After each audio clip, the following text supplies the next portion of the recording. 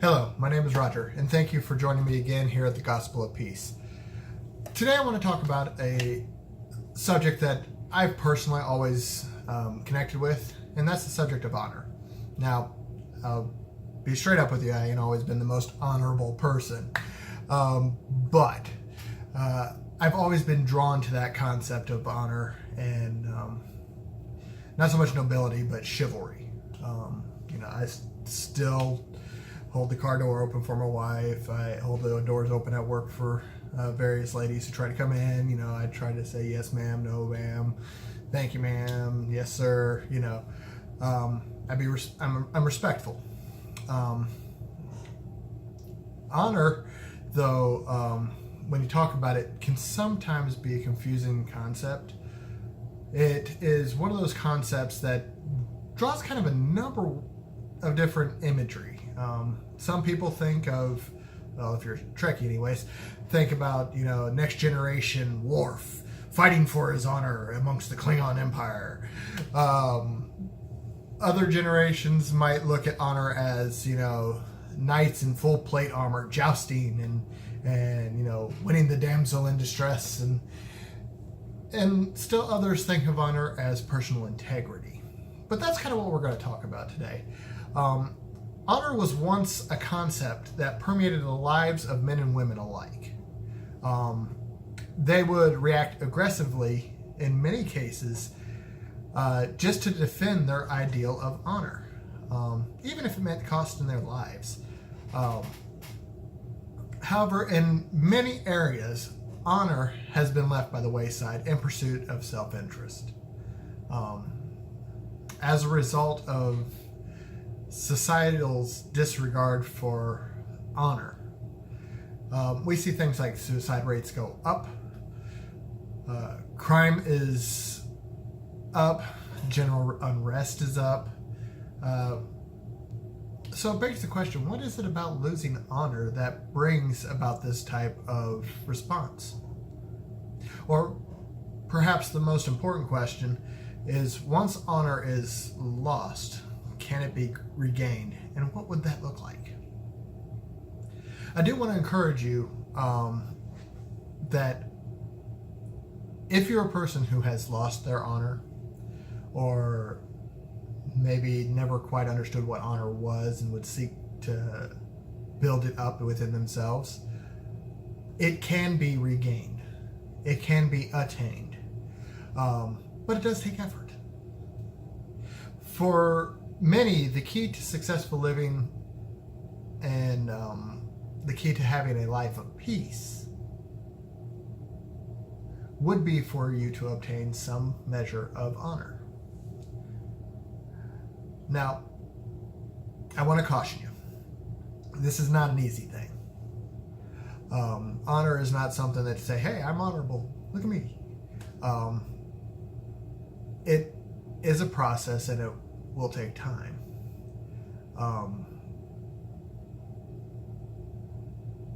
It might even involve you giving up some of your misconceived rights that you think you have as a person in the process. But I do promise you, if you're willing to undergo this process, there are many rewards. So by way of a disclaimer, for those of you not interested in building honor as a Christ follower, you may experience, if you obtain honor, joy, contentment, respect, an overwhelming urge to do the right thing, compassion for the plight of your fellow man, and of course peace. So with that in mind, you've been warned. Let's get into the message today about honor. Now, the best way I have found to maintain or regain one's honor is by following 3 simple rules. Now, these rules will outline your life and help provide a buffer for you and your peace. They're pretty basic, really, when we boil down to it. They're not overly complicated. They're not something that is far-fetched. I'm not saying that you got to learn how to walk on water or be Superman and leap a tall building in a single bound. Honor has nothing to do with abilities of those natures. It's about what you do in your character. Okay, so the first key to honor is, well, quite simply, honor your parents. Ephesians 6:2 puts it this way: honor your father and mother, for this is the first commandment with a promise. Now, the promise is, of course, your days will be long on the earth. We are to honor our parents. Now, I understand a lot of people think, well, my parents weren't all that great. They've done very little to deserve honoring. In fact, they were absolutely horrible individuals. I know there are those people out there that think that, and for you, I'm truly sorry that you feel that way. And I'm not trying to judge anybody by, how you choose to conduct your relationship with your parents. But if you want to live a life of honor, if you want to restore honor in your life, the first step is you have to learn to honor your parents, even if you don't think they deserve it. So what does this look like? Well, for those who are still under the guidance of their parents, it does mean you got to obey them. That's not always easy. You want to go hang out with your friends, or you don't really feel like studying right now. You got other things that you'd rather do, but they still tell you to clean up your room, do your homework, know you're grounded, you can't go out. You need to listen. Okay, that's going to build your personal integrity. Okay, because you are obedient to authority. Plus, that'll teach you that authority does have a proper place in life. Okay, now, for those who are in a situation where the authority is being abused, you still need to do it, but I understand your hesitation. Okay, and later in another message, we'll get into what to do when you're in a situation where authority is abused. Now, for those of us who have moved on from the house, honoring our parents means showing them respect. We're now grown adults. We have lives of our own. Okay? They don't control us or order us around anymore, or in a proper relationship they shouldn't. But they can give us advice. And instead of responding like they don't know what they're talking about or they're out of their mind, the respectful thing would be to acknowledge the advice, to listen to it, evaluate whether you can apply that to your life, and if nothing else, simply say, well, think about that position. Always choose politeness as a form of respect to your parents, even if you disagree. You don't have to get in a full-blown argument with them. You don't even have to follow their advice. But as a form of honoring your parents, you should acknowledge the advice, respectfully listen to the advice, and weigh it out with your other options that you're considering. Now, you shouldn't disparage your parents at all. I mean, if you already are because of the type of person they were, don't. It's a good time to stop. You shouldn't really wish them ill either. I don't care what type of parent they were. They don't deserve harm in their life. In fact, harm in their life may be the reason why they are the way they are now. And instead of wishing them harm, maybe you should pray for a breakthrough, a blessing, God's comfort to come upon them. Now, I hear a lot of yeah buts when I start talking about this type of stuff. But I'm here to remind you that you can but all day long. And the only thing you will be choosing is choosing to have no peace and no honor in your life because you are choosing not to follow the first step, and that is to honor your parents. Now, the choice is yours, but this is still a command that we all must follow. And many of us don't. We think we're grown, we think we know it. You know, the generational gap thing, we've all heard that. But it's still a fact. We have to follow that simple command to begin building and restoring honor in our lives. I understand some parents, like I said, are less deserving of respect, let alone any honor. But what we have to remember is they are flawed humans living in a fallen world, trying to do what they feel is right. Now, their perception may be wrong about that. Just like your perception is wrong or may be wrong about, the worthiness of honoring your parents. See, but don't get it mistaken. God does not tell us that we can decide if we want to choose to honor our parents. That if they're worthy, they deserve honor. If they are good parents, they deserve respect.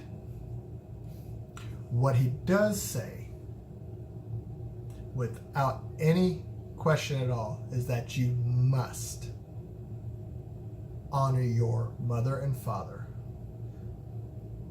And he promises that by doing this, your days will be long on the earth. Now, passing honor on to somebody else, such as your parents, even when they're undeserving, raises your character, because you are not lowering yourself down to a level that they have set. You are being a better person. You are building yourself up to a position that is more full, has more respect, has a higher integrity. And people will know that anytime they talk to you. I know you're going through this rough time and your parents have done this and that and the other. How is it that you just still do this and not let that weigh you down? How is it that you're so different from the... You will hear those things. You will hear those comments, okay? But I encourage you, instead of taking that opportunity to say, oh yeah, I try to do the opposite of whatever they say, encourage your friends that or strangers that are telling you these things. I choose to honor my parents, and I choose to do the right thing. And by doing the right thing, I am showing them the most honor I can. The second key to regaining or maintaining your honor is a tough one. This is no joke, especially if you've been harboring grudges for a long time. But to maintain your honor, to build that honor, you got to learn forgiveness. Colossians 3:13, be tolerant with one another and forgive one another whenever any of you has a complaint against someone else. Whenever. Not occasionally. Not once in a while. That term whenever means just that. Whenever. Tommy kicked my ankle while moving his chair. Oh, that just aggravates me. Forgive him. Your daughter dropped your wedding ring down the toilet. Forgive her. Your husband stole the last piece of cake, and it's been a really bad day, and it's close to that time, and you need the chocolate. Forgive him. Make him go get more chocolate, but forgive him. Forgiveness is an anchor. That's why God says you must forgive one another, just as the Lord has forgiven you. At some point in our lives, we have all been hurt and offended. Maybe you have been deeply wronged in the past by a family member, a friend, a coworker, your second cousin down the street, your neighbor's dog. It's time to let that go. When you walk around in a life of unforgiveness, it's like walking around with an anchor attached to your anchor. your ankle. You're not going to get very far very fast. You're going to be limited in what you do, and it's going to weigh you down emotionally, physically, mentally. It will be impossible for you to move on in life because some part of you is going to hold on to that. I've known people who have held grudges against a person who said the wrong thing to them on a chance encounter. And they held on to that for years. And every time they would see that person, that anger would just spike, and they would be angry and mean and hateful. And then everybody around them would feel that. And the whole atmosphere would be shot just because one person walked through a room who didn't even talk to you at that time. Husbands, wives get divorced, and a lot of time there's a lot of anger and a lot of strife in that.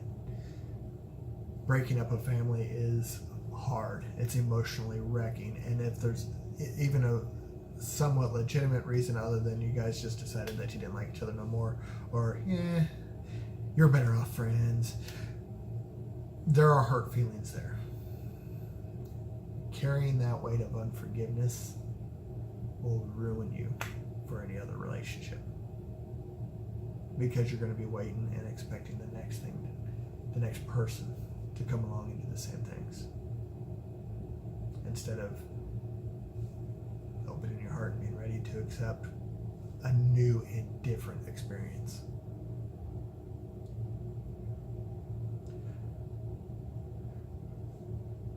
What's worse about unforgiveness is that most of the time you're the only one who cares about it. More times than not, that person that offended you, that person that hurt you, that person you are deeply holding that grudge against, doesn't remember.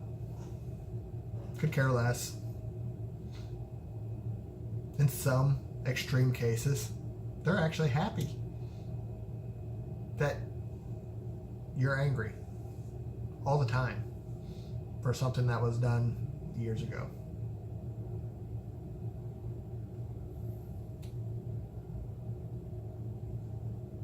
So I have to ask, why would you let a person who may not care or has no memory of what they did to wrong you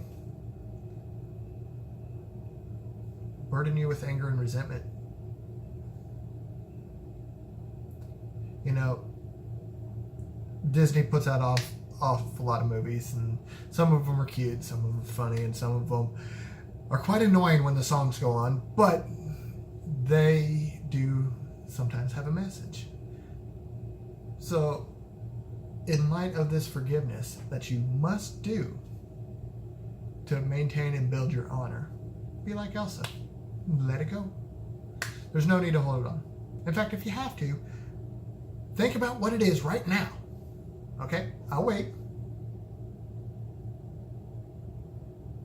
Now, scream, let it go, let it go. And if you didn't just laugh at that, I'll sing on another one that'll make it even better. Okay? But, let it go. There is no need to hold out. And while you're at it, forgive yourself. You know, so many times when we are willing to forgive, we'll forgive the others. If God tells me to forgive him, I will forgive him. Lord, I forgive him. He's no longer going to hurt me. But we forget that we can forgive ourselves too. You made a mistake. It's okay. I'm telling you right now, God's not holding it against you. If you've prayed, you've asked for forgiveness from God, and you are still not forgiving yourself, you're going against God. God has already sang the Let It Go song. It's time you let it go for yourself. Forgiving yourself is very hard, especially in this world where a lot of people try to be a perfectionist when it comes to their own personalities and their own abilities. You made a mistake. It's okay. I made a mistake. I tried to sing Elsa's Let It Go, and that just didn't work. I'm sorry. I'm going to pray to God later, and then I'm going to let it go. We have to forgive ourselves. When we hold on to unforgiveness over ourselves, we cannot hear and listen to what God has in store for us. And we portray that we have no honor. We damage our own honor by our own unforgiveness.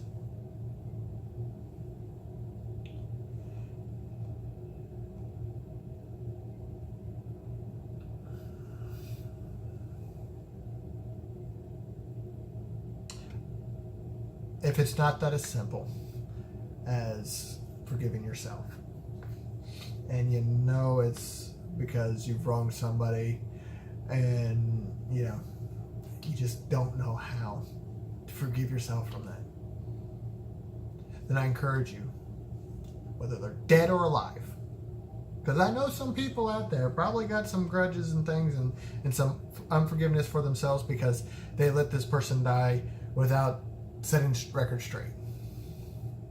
Take a moment right now. Think of who they are. Ask them for their forgiveness. Let them know you're trying to be better. Pray to God to forgive you for that. Throw the rest in the trash. You don't need it. It sounds easier said than done. That's a given. Didn't say this step was going to be the easy one. But it is an important one. If you can learn to forgive yourself and those that have hurt you,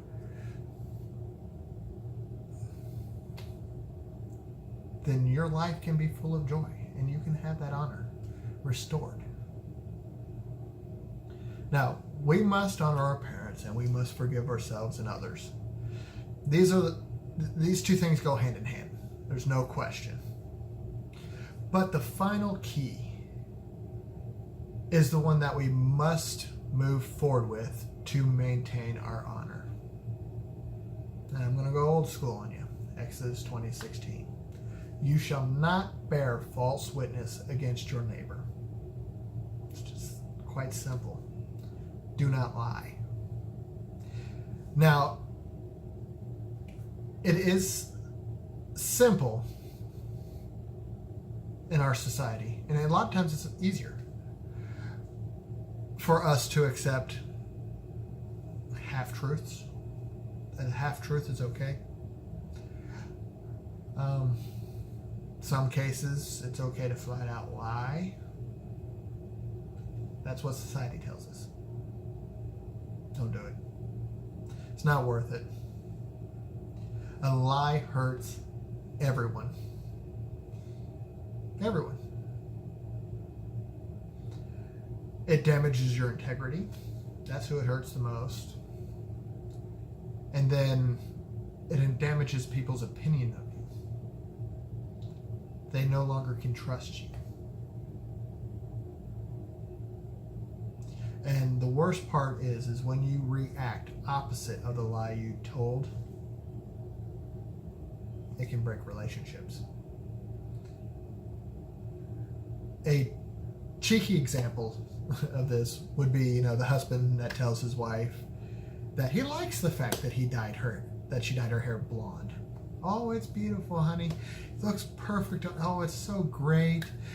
We've all had people that have done that.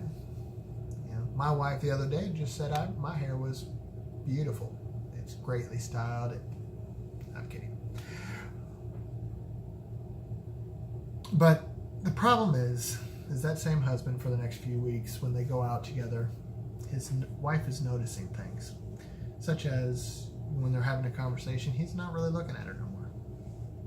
In fact, sometimes he's actually flat out checking out other people in the area, most of which were brunette.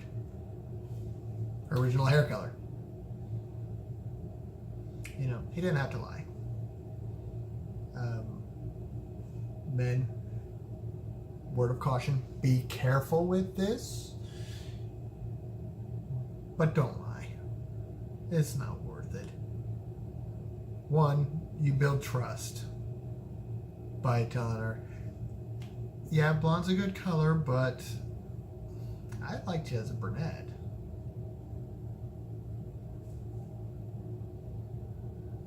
You know?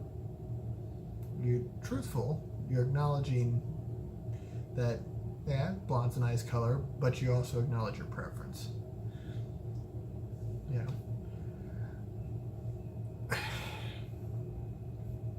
Just be honest with each other.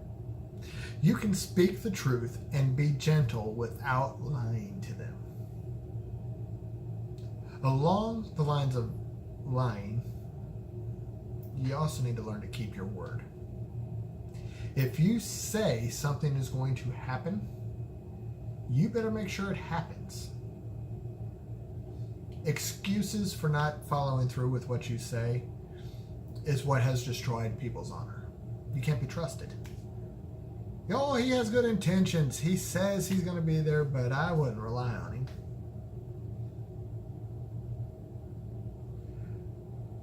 When people can trust you, they learn to tell you the truth more. They learn to come to you in confidence. They are more inclined to listen to what you say. Now, honor is not a new concept. In fact, like I mentioned, it's rather old. However, it is one of the sorely missed concepts in this age of deceit. If you want to have peace in your life, if you want to live honorably, honor your parents. Don't lie. Forgive. We can only do this if we learn to respect others, especially our parents, intentionally live that life of forgiveness, which means go out of our way to forgive people. You see an old lady crossing the street 100 yards before you're coming, go ahead and forgive her in advance for being in your way. You know, go out of that way to seek to forgive others and yourself. Always be a truth teller. Remember Christ's words, I am the way, the truth, and the life. By speaking truth, you become the way that people get to know Christ. And by building that honor and that integrity in your life, you show them what a transformed life should look like.